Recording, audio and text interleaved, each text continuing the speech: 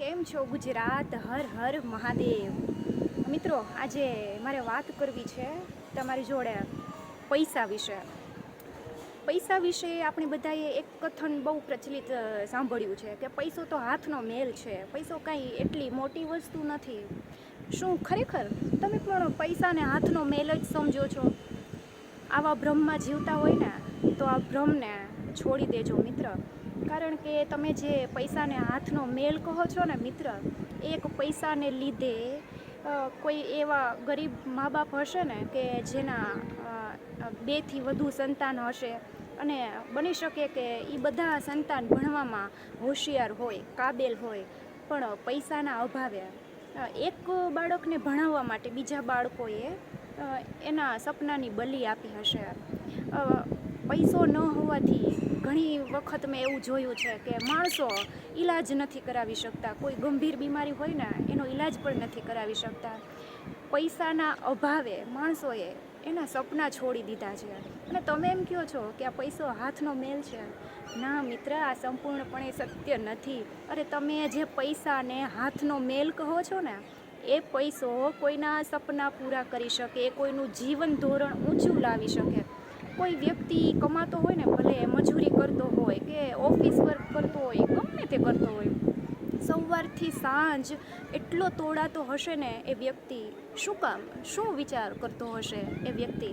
અરે એવું વિચાર કરતો હશે કે પોતે કરકસરમાં જીવન જીવ્યા ને એવી રીતે એના બાળકોને ન જીવવું પડે અને એને સારું અને જીવન ધોરણની ગુણવત્તા યોગ્ય બધું આપી શકે એમ, એટલે આટલી મહેનત કરતો હોય. તો જે પૈસાથી આટલું બધું બદલી શકે, શું એ પૈસો ખરેખર હાથનો મેલ હોઈ શકે? મને તો પ્રશ્ન એ થાય છે. હા, હું માનું છું કે જીવનમાં સંબંધો પણ મહત્ત્વના છે, ખૂબ મહત્ત્વના છે, અને ભગવાનની ભક્તિ મહત્ત્વની છે, બધું મહત્ત્વનું છે. ભક્તિ તો ખૂબ જ મહત્ત્વની છે. પણ તમે એમ કહો છો કે પૈસો તો માત્ર હાથનો મેલ છે. અરે આવી અફવામાં આવતા નહીં મિત્ર. પૈસો હાથનો મેલ કંઈ નથી.